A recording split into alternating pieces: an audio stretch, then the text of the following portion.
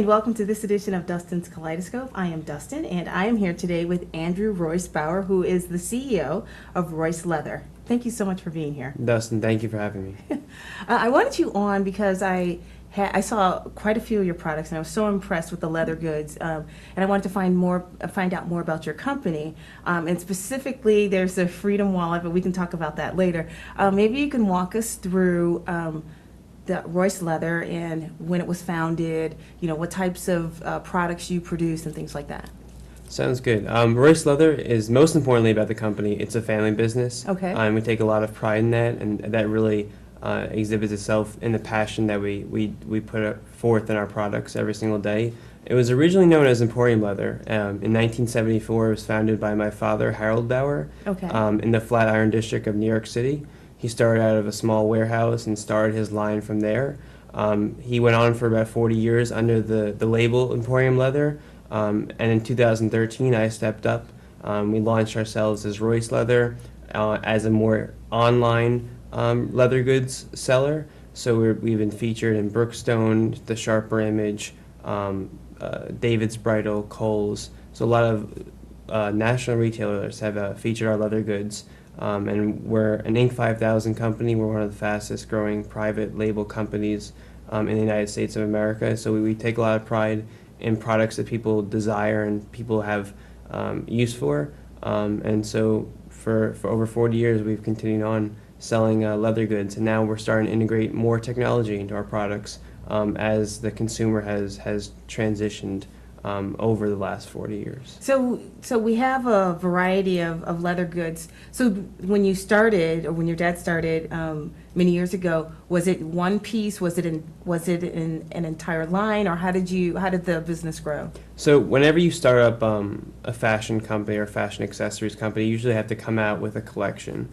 So my father, he started out with this made in America leather goods, or he would purchase leather goods, whether it be from Coach in New York City or other manufacturers locally, because we didn't have the internet in 1974. So he started out with a collection, and he was able to sell door to door as a salesperson. He would go to Chicago, he would go to LA, Dallas, walk in there and introduce himself and present his line.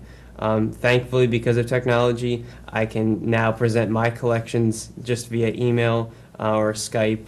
I still actually do some exhibits at some of these department stores, but most of our work is done through email now and through technology. So things have changed, but the concept is still the same. We're coming out with a new collection every season of accessories, and trying just to meet the needs of our consumer as every year goes by. And are your products geared more toward business people or day-to-day users, or is it a combination, or what is your line like?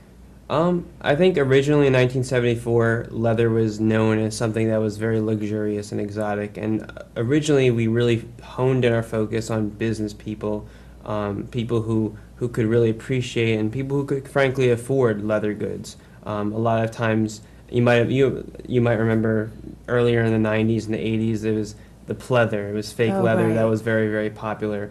And so not people can always afford leather. But now, thanks to technology, we're a larger company now, so we can buy large quantity leather goods, which can make it more price appropriate for the average everyday consumer.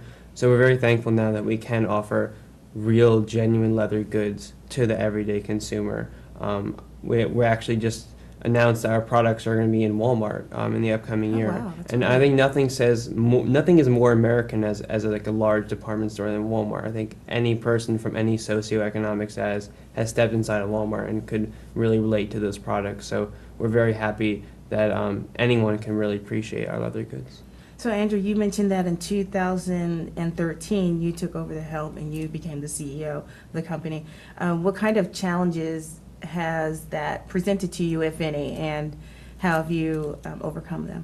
I think the challenge is just to gain the trust, first of all, your employees, and then second of all, your customers. I think when I'm a young entrepreneur, I have new ideas than my father is. My father trained me in leather design, but I have my own ideas of where I want to take the company into the future as our customers and consumers are changing.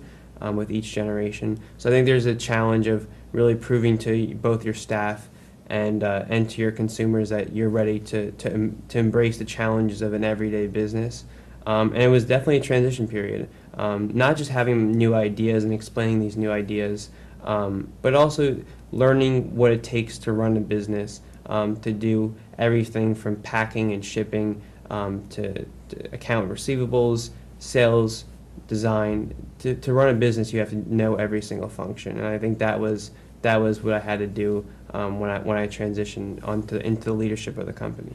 But since it's obviously a family company, did you have to know how to do all those things anyway when you were growing up in the company? Or like how closely tied to the company were you even, while you were growing up? Definitely. When I was 6 years old, I started taking computer classes, learning how to type. When I was 7, they taught me how to do order entry into the computer system. So at a very, very young age, I learned the simple functions of a business, and it was part of my environment throughout my life. And I'm very lucky for that, because I think when you look at entrepreneurship and running a company, it takes one, intelligence and innovation and creativity, but it also takes learning how to manage functions and how to execute a plan of action. So I think there's two parts of the business. And so growing up in that business atmosphere, I learned how to execute ideas, and then my creativity was able to really just come with my education. And so how have you been able to, you mentioned your creativity, and now that you are the new CEO, how have you been able to demonstrate your creativity in the new line or the new products and things like that? I think when you step into leadership of a company, you have to really showcase a vision. And so my vision for this company going into the future is to have the most innovative leather goods on the marketplace, the most beautiful, sleek, modern design products that can meet people's price points, that are innovative, that are really geared towards the future. And I think we want to be a sustainable company. We've been around for over 40 years, and I want to be able to hand this company down to my family one day. And I think by putting a very forward-thinking vision, while still respecting the present, I think that's what I've done in the last year. I like that. I like that you said that you want to respect the present, but also you have innovative ideas. So you mentioned that you the creativity aspect of it you had to bring to your position, your current position. How long did it take you to think of the things that you did want to bring? So, for example, like the Freedom Wallet. How did you? Was this something in the back of your mind, like for a while, or is this something that you thought about strategically in how you would like to lead the company? So I think growing up in my era, technology is what I know, and it's really Silicon Valley and startups and mobile applications. These are all very common terminologies for me. So when I went into the business, I think that was what I can most relate to, is technology and innovative concepts in that regard. So when I introduced with Royce Leather the Freedom Wallet, the world's first leather wallet with radio frequency identification blocking technology and GPS tracking technology, that was really my first product that I could showcase a very traditional leather good design with the most modern technology that's really out in the marketplace right now in terms of anti-theft and protecting your valuables and protecting your privacy with your wallet. So now that you've mentioned, I want us to talk a little bit more about, we'll have a demo a little bit later, but explain, you mentioned RFID and the GPS tracking.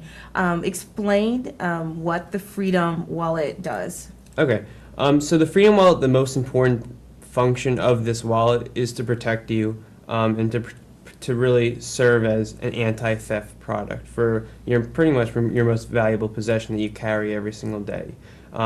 Unfortunately, criminals can wirelessly scan off the numbers on your credit cards, your debit cards, your social security number, wirelessly scan that from 3 to 5 to 7 feet away. Wow. Okay. And it's actually one of the fastest growing crimes in the U.S. As well as the U.K. and Canada. And I think while there are a lot of policies that the government has instituted to protect identity theft, when it happens to you, I was thinking maybe we can get ahead of the criminals, outsmart them before it actually happens. And that's why I developed this technological material inside the lining of the wallet that blocks these wireless scanning waves to protect you as a consumer. And this is a technology that is in a large assortment of our products right now on RoyceLeatherGifts.com. What I wanted to also do, though, that no one else had done, was add GPS tracking technology into the wallet. GPS tracking technology has been around for a long time, but what I wanted to do was have it to be accessible for a consumer. So we developed a mobile application that used GPS tracking technology along with an alarm system to allow consumers to know the location of their wallet, and if they walk away from their wallet, to have an alarm system where they can hear the location of their wallet and locate it along with the GPS tracking technology. That's pretty amazing. So we really wanted to do everything we can to make sure this wallet will never be lost, and if it is, you're going to find it. That's wonderful. We have about a minute left. So I wanted you mentioned your online, could you mention the website again? Definitely. So Royce Leather's website is RoyceLeatherGifts.com. We don't sell direct to consumers. We sell direct to large department stores like Walmart, like Sears, Kohl's, Brookstone.com.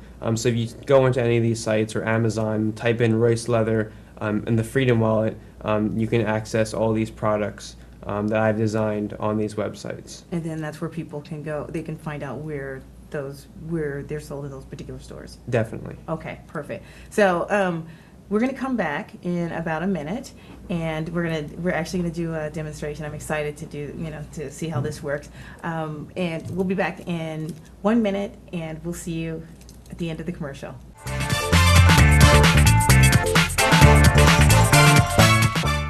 Local government, local educational institutions, and local community members all use cable access TV to communicate their message. They depend upon it as an affordable means of outreach. Public, educational, and government access television empowers local government agencies, individuals, and groups to use the media to speak directly to their constituents in a more direct and cost-effective way. Make sure everyone has a voice. Support your local PEG channels. Welcome back to Dustin's Kaleidoscope. I'm here with Andrew from Royce Leather. Now we will do a bit of a demonstration with the Freedom Wallet, and you'll show us how it works. Well, I think, first of all, what's most important about it is the actual wallet. So this is the men's wallet design. We use top grain leather, which is one of the finest leather materials you'll find in the world. It's a common bifold men's wallet. The RFID blocking technology, I line it in the lining right here. So if you hear that little crinkle, that's the technological material that blocks the wireless scanning waves when someone tries to access your personal information. Okay. And then what we've become famous for, is the GPS tracker, the Royce Leather GPS tracker. It goes in the interior of a wallet, and as long as that tracker is inside the men's wallet, your wallet should not be lost. And so we developed a mobile application with this wallet. Okay. May I see the wallet? Yep. Okay. And here's the women's wallet. Oh, very nice. See that too. And it also has the RFID in here. Definitely, in the lining of the wallet. In the lining. And so it would never fall out, basically. The RFID is just inside. So it's inside the lining. Okay. And so we have our mobile application on the phone. Okay. And to locate the tracker, you just hit locate tracker on the mobile application, and the mobile application's free. And so now I'm looking here on the map, and it gives me the coordinates of the wallet.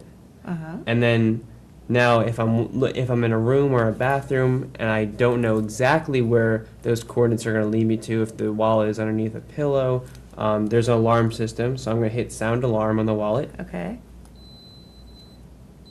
And we can hear it. And that's awesome. And now I'll hit stop because I don't want to go on too long. And that's how the Freedom Wallet works. Oh, that's great. That's great. And you said this is it's 3 to 7 feet. Is that okay? That's great. So the 3 to 7 feet is for the RFID blocking. So someone will try to scan you, usually in a subway or in a crowded area. Someone will try to scan you, and we found that definitely in New York, London, very touristy, Milan, very touristy areas. It's most common. The GPS tracking technology actually works within 150 feet of your phone. Wow. So it's a very sizable location.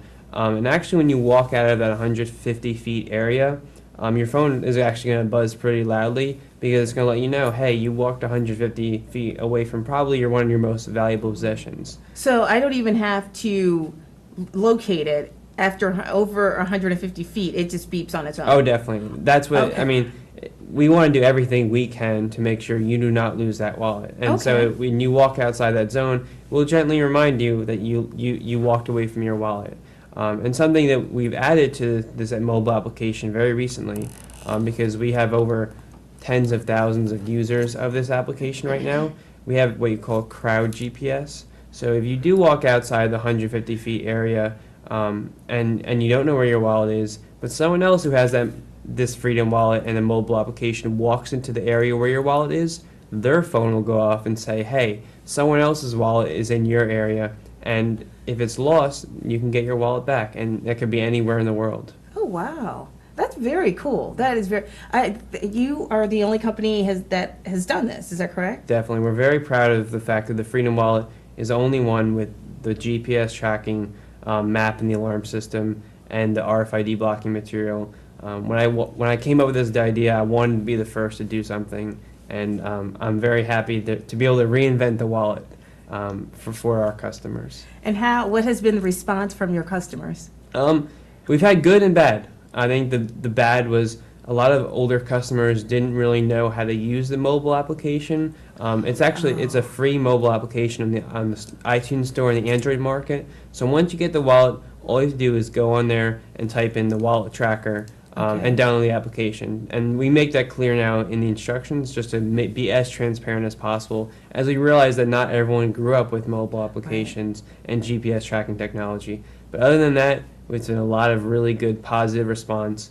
We've had a huge volume of sales. It's our best-selling product right now, and it's been featured nationally and regionally in a lot of different places. And we've been really very gratified that people recognize that this is a good idea, and not just a good idea, but it was a usable idea for them, and it really can make a difference in their lives. And let me just show these two again. So these are the two, for the women and the men.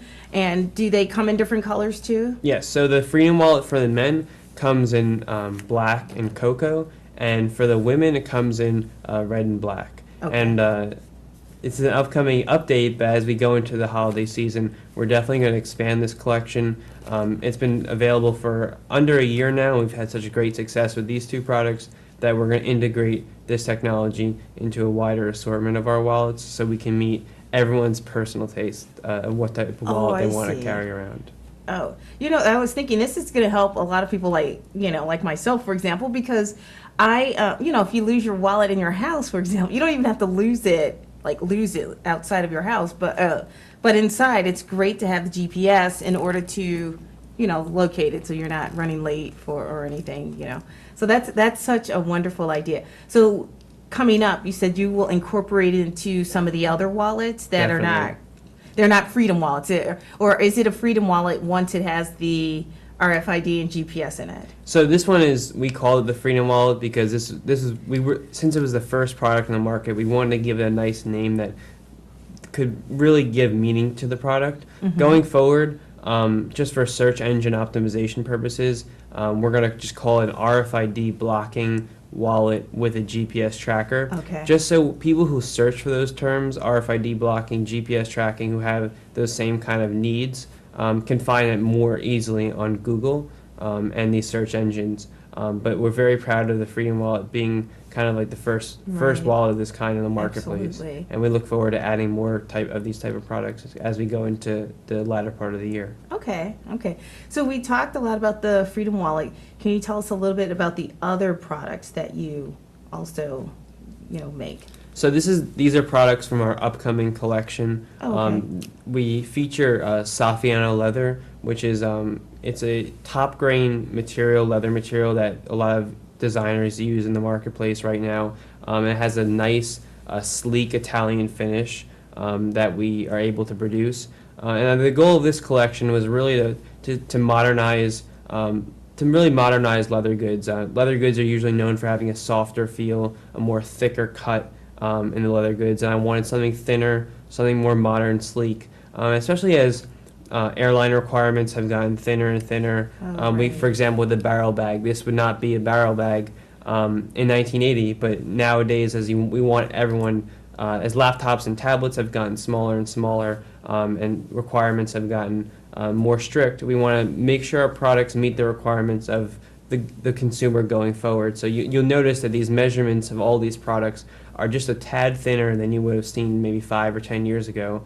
And that's just my goal, to continue to modernize and meet the future needs of our consumers, so we can sustain ourselves going forward. And what has been the reaction from the consumers, or is this too new that it hasn't No, even so been out? we've Royce Leather does a lot of different trade shows. Oh, okay. So we go around the country to Atlantic City, Las Vegas, New York, Phoenix, etc. And we feature our upcoming collections, and so we can get feedback in terms of what people like, what they don't like.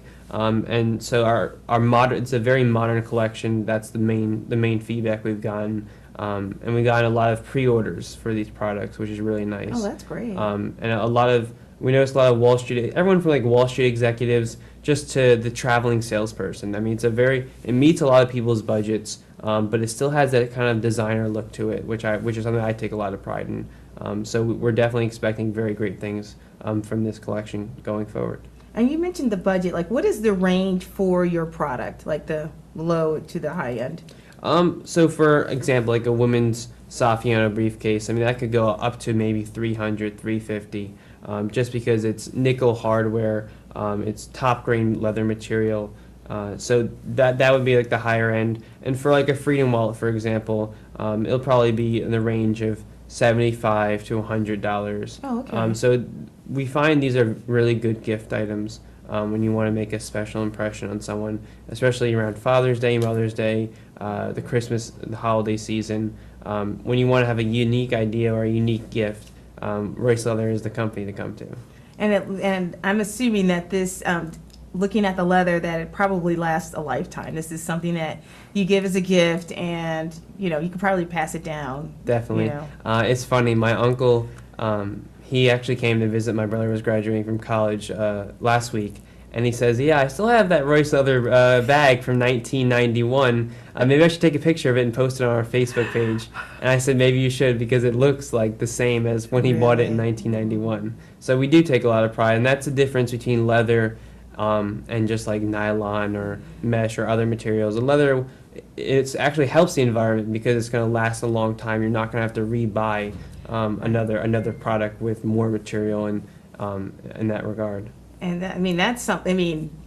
A lot of people would love that for that very reason. Because one, if you said that the leather maintains its the same sheen and everything like that, then you don't have to worry about like, okay, in 10 years is this going to be dated, or in 20 years it's very classic, as far as the style. So I want you to tell us again the website. Okay. And I know people cannot order directly, but at least they can find out where to get your product. Definitely. So our Royce Leather's website is Royce, ROYCE, Leather, LEATHER, gifts, GIFTS.com.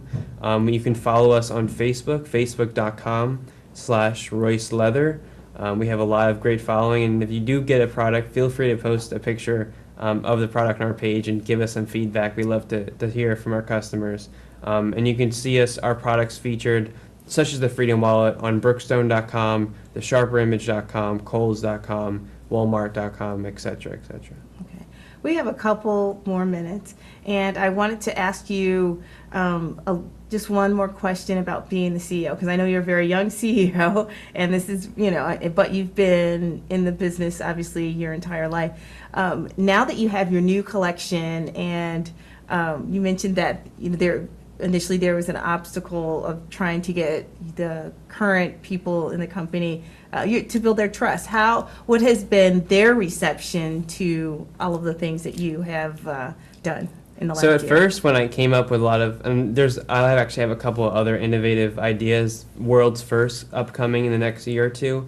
that they've been able to hear out that I'm keeping private still, but sure I'll come back on the show and announce it at the appropriate time. But I mean, at first they were very interested, just intrigued by these innovative ideas because there was stuff that they never really thought about. So I think I was happy to expose them to that. But in terms of gaining trust, it goes back to running a business.